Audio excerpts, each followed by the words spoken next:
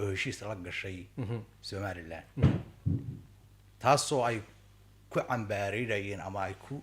haysteen madaxweyne Muuse Biixi ayaa wareejiyay wadii Soomaaliya 20 kilomitir oo kamid ah oo ay claim gareeyeen meelan dawladda Soomaaliya ka talin calan Soomaaliyeed ka taagni taasi markay dhacday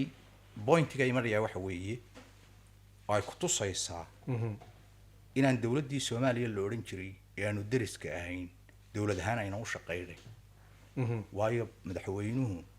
3-4 jeer amaash على مساركي مدحويني بدلان مركلو laga wareystay aanu maray qadar dooxay inuu joogay والجزيرة إنجليش laga wareystay labadaba wuxuu yiri 3 meelood ama 4 meelood oo kamid ah ana Ethiopia siiray waxay ku tusaysaa